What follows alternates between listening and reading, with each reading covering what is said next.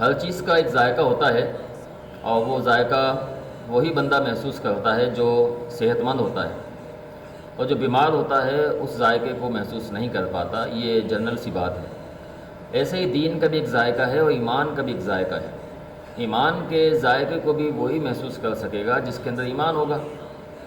حدیث صحیح بخاری اور حدیث نمبر 26 ہے، سیدنا انس بن مالک رضی اللہ تعالیٰ عنہ اس حدیث کے راوی ہیں۔ نبی علیہ الصلوۃ والسلام فرماتے ہیں ثلاث من کن وجد حلاوت الایمان، تین چیزیں ایسی ہیں کہ اگر کسی بندے میں وہ ہوں تو وہ ایمان کے ذائقے کو، ایمان کی مٹھاس کو محسوس کر لے گا۔ اب دیکھنا یہ ہے کہ آیا کہ وہ تین چیزیں مجھ میں اور آپ میں ہیں؟ اگر ہیں تو ایمان کا ذائقہ پھر ہمیں کہیں نہ کہیں محسوس ہوگا، اگر نہیں ہے تو اس کے لیے پھر ہمیں فکر کرنی ہے۔ پہلی چیز نبی علیہ الصلوۃ والسلام نے فرمایا ان یحب اللہ ورسولہ احب الیہ مما سواہما۔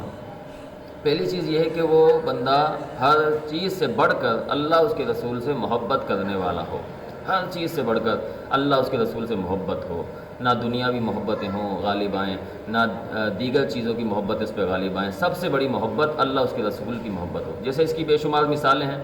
سیدنا ابوبکر صدیق رضی اللہ تعالیٰ عنہ سے جب نبی علیہ الصلوۃ والسلام نے پوچھا کہ گھر میں کیا چھوڑ کے آئے ہو، اور ابوبکر صدیق رضی اللہ تعالیٰ نے فرمایا کہ اللہ کے نبی جی گھر کا سارا مال لا کے آپ کے خدمت میں ڈھیر کر دیا ہے، اور گھر میں اللہ اس کے رسول کی محبت چھوڑ کے آیا ہوں۔ یہ تھی محبتیں۔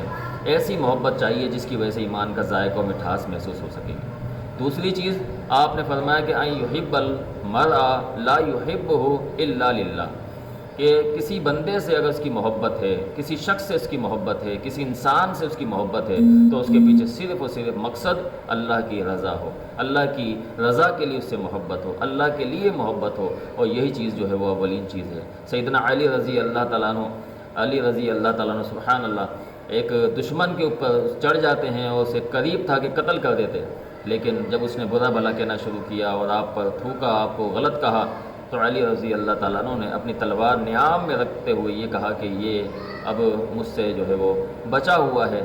کہا کہ کیوں قتل نہیں کیا؟ اس لیے کہ پہلے جو میری لڑائی تھی، جنگ تھی، اللہ کے لیے تھی، اب اگر میں نے اسے قتل کیا تو یہ میری ذات کے لیے ہوگی۔ تو یہ تھے صحابہ، یہ تھے علی، جن کی محبتیں اللہ کے لیے ہوتی تھیں، جن کی لڑائیاں اللہ کے لیے ہوتی تھیں، جو ملتے تھے اللہ کے لیے اور جو جدا بھی اللہ کے لیے ہوتے تھے۔ تو یہ چیز جو ہے وہ ہمیں دیکھنا چاہیے محترم ناظرین و سامعین۔ تیسری چیز نبی علیہ الصلوۃ والسلام نے فرمایا ان یکرہ ان یعود فی الکفر کما یکرہ ان یقذف فی النار۔ آپ نے فرمایا کہ دین اسلام کو چھوڑ کر، صحیح عقیدے کو چھوڑ کر، قرآن و حدیث کو چھوڑ کر وہ اس طرح برا محسوس کرتا ہو کہ جیسے اس کو کسی نے آگ میں ڈال دیا گیا ہو۔ یعنی کسی بھی حالت میں اپنے دین کو نہ چھوڑا جائے، قرآن و حدیث کو نہ چھوڑا جائے، اللہ اس کے رسول کی تعلیمات کو جو ہے وہ نظر انداز نہ کیا جائے۔ ہر حال میں مقدم جو ہے وہ قرآن و حدیث، شریعت، اللہ اس کے رسول کی بات، دین کی بات، اسلام کی بات ہونی چاہیے، چاہے وہ کوئی بھی مرحلہ ہو، کوئی بھی مقام ہو، کوئی بھی شعبہ ہو۔ اگر یہ چیزیں کسی میں ہیں تو محترم سامعین و ناظرین وہ ایمان کے ذائقے کو، ایمان کی لذت کو، ایمان کی مٹھاس کو پا لے گا۔ اللہ رب العالمین سے دعا ہے اللہ تعالی ہمیں سمجھ کی، عمل کی توفیق عطا فرمائے۔ جزاکم اللہ خیر و